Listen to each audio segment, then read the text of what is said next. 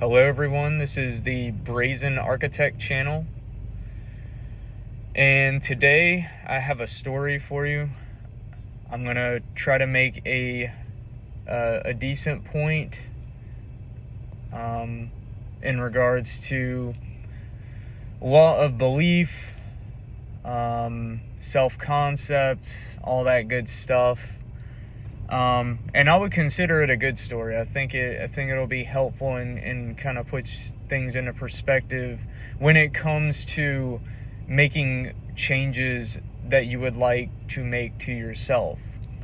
Well, a couple of years ago, when I became aware and began to have an increasing interest in conscious manifesting, and I think this time I was more in the law of assumption, but now looking back I can define things that were going on in terms of law of assumption, Neville Goddard, law of belief, and stuff like that.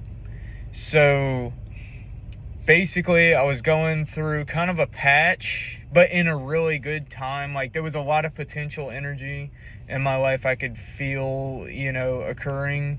But I feel like there was like something that I kind of got blue balled on, and I didn't know how easily I would make it past this point. So I just wanted to make sure, since I was already in the game of manifesting and all that kind of stuff, I wanted to stay on top of my game and stay primed up. I had been meditating for like a year, very disciplined mentally, I would say, definitely at that time. And so I started going to a therapist, right?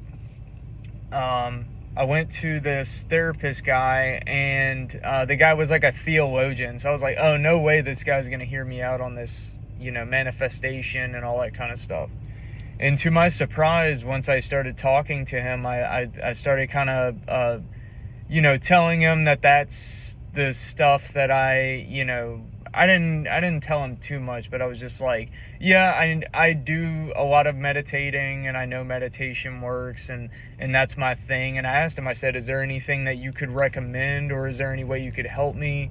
And we came down to the idea that there was some sort of an issue with me personally back in the day with acceptance. Whoa, Jesus. What the fuck is wrong with people? Acceptance and just like letting go or moving on. But I think acceptance is the one word that could define my so-called issue. And I was on board with that. Like, I felt that. I mean, it was definitely an issue where, I just feel like I wasn't flowing through time as smooth as I could be or should be. So anyways, this guy's like, yeah, he said he had he had decent knowledge on manifestation, and meditation. They're very two similar kind of words. So I asked him about the meditation, and he said we could do one if I would like. So I said yes, and we did the meditation. And I remember he just put me under, basically, and like I was sitting straight up. I was on camera too while I was doing it, which I never thought I'd be able to go under while being, observed, I guess.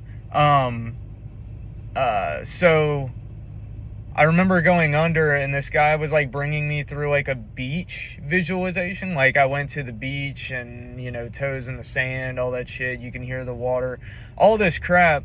And I remember I had a second shift job at that time, so I went in the late afternoon, and so basically my whole morning was just building myself up, which I would like to do a video on that and just showing you kind of like because I have a day job now, but I'm about to go back on evening or night shifts again, and so there you can actually.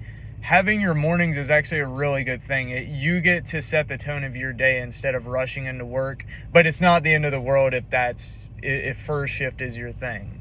Most people will be on first shift forever. So, and I'm currently working with that right now. And I did I did create a formula for that to get myself in the state to where I was on like a clean, fresh canvas for the day. So anyways, that's just a side note. So back to the story, I went, I did the meditation and all that, and then I came out of it, and I think he said like, if you get anxious or anything like that, it's like your safety is like, it's like touching your index finger to your thumb, something like that. It's just very simple. It's an intuitive movement that nobody will ever know. Like it's just kind of under the radar. It's great. And I remember utilizing that unconsciously after that. That's how powerful one meditation can be. So anyways, I would say this was a meditation. I would say it was a hypnosis, because I noticed that hypnosis results or effects they can slap way harder than just any old meditation, even though they're basically the same thing. I just feel like hypnosis really puts you under and really is like programming exact messages to your psyche, and they will be seen or heard later down the line. So just make sure if you do this, you get with a good person with good intentions. So I remember going into work, and I'm not really the type to be flamboyant or extroverted or anything like that at work. I really try to fly under the radar and do what's asked of me, and basically don't, throw myself under the bus by being too available and all that stuff. I mean, these are just unspoken rules that people who are interested in self-preservation in the work world use. It's almost common sense to me, but anyway, so I'm Mr. Fly Under the Radar, and this one particular day, it was like, man, I was going up to managers. I'm a pretty, I hate to say it, but I'm an avoidant person, like, or I was, and I mean, big time. Like, I avoid managers and all that kind of stuff. I tell them what's up if I run into them, but outside of that, it's just like, just stay away from them, do what you got to do and just stay away from them, and then get out of there. So I remember I went to work and literally just I started conversations. That is not me at all. That is not old me at all. I started conversations. I was energetic. I was like running shit. I was asking the manager for, somebody was out in another department, and our department had to come over and cover for them. So I was like, basically what I just told you, kind of throwing myself under the bus. But I said, this is like, I don't know where this is coming from. Like, I really didn't understand where that was coming from. And then it hit me and occurred to me later on that the hypnosis actually, legitimately, people act like your personality is in stone or concrete. That is the fucking opposite of the truth, and I've seen it firsthand. I was not who I was 24 hours before that. How the fuck do you change your entire personality, your personality traits, in one 25-minute hypnosis session with some random therapist that I paid, this session for, who I was actually just supposed to be getting therapy from? What the hell? So this just told me not only the power of hypnosis, but the next part of this story. The day was amazing. I enjoyed my fucking day. I felt like I had the leadership traits and all that stuff that I didn't even ask for. It just occurred to me. It was just there. So, all this stuff felt intuitive. There was no pressing myself to talk to anybody. It was just automatic. It was like, anything that needed to be said, I was asking questions about it.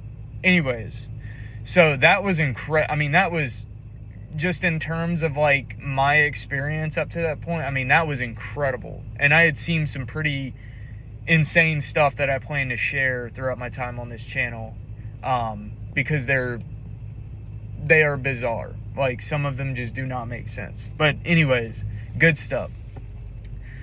So then the next day, right, I'm kind of tied up with a girl in this situation, so it kind of made all this a little bit more emotionally invested on my part back then.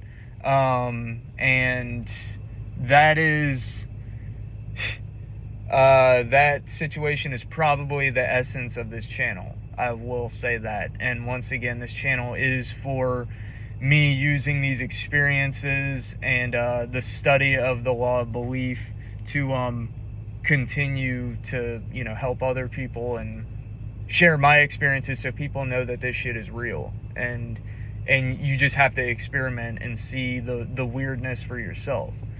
So basically the next day I went in to work, and I remember I felt fucking horrible. Absolutely horrible. And I'm going to tell you right off the bat why. All that change in those 25 minutes, your ego throws this cast net. It throws this big safety net out and saying, whoa, like what, you've just breached every sector of everything that I'm in control of, and your ego wants to just reel it back in immediately as soon as possible. Got to get back to that comfortable state, right?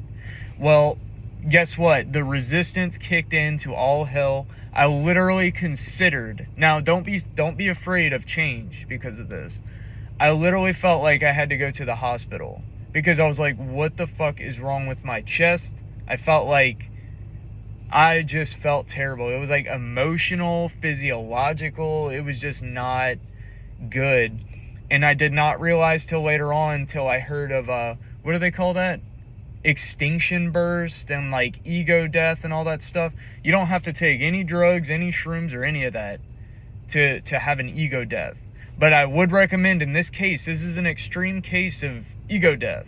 But it's not like a thing where you're like spaced out and you're just in the void and that's it. It's like you got to use that shit constructively. You can't just do drugs and expect, like all these like crazy breakthroughs. You might get a little breakthrough here, but it's like, is it really going to change your life? I mean, so anyways, we're here on this channel doing it the organic way. This is how it's done. This is how you make change, and the changes that you would like and you want. So I felt that extinction burst, and that's like an understatement. I don't even know how to describe it. It was just not a good feeling. So anyways, to the point of feeling like I physically had something wrong with me. I just couldn't tell. Later on, come to find out, that's what it was: extinction burst, ego death.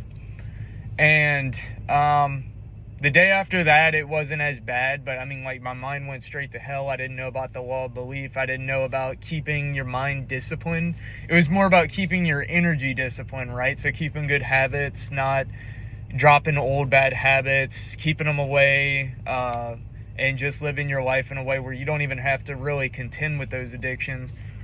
Anyways, so that's my story there. I feel like that was like a really brief version. I might be able to elaborate on maybe some of the finer details will come back to me, but that was the main point of it. And me finding out that, this is what ego death is like. And, but seeing how quickly you can change, I think it outweighs the pain, right? So that resistance that kicks up, that bothers you so much, as it does me from time to time, yeah, I mean, you have to just ride it out, man, and just say what it is that you would like to be, and claim things as you would like them to be. I mean, you cannot bow down to this and be like, no, never mind, never mind, I like the old thing good. No, like, you have to stick with what you've claimed and not let that resistance that kicks up, because if nothing else, resistance should indicate that you have changed. And if you have changed and you are working on yourself via law of assumption and law of belief, then you could almost put money that it's desirable change. So there you go.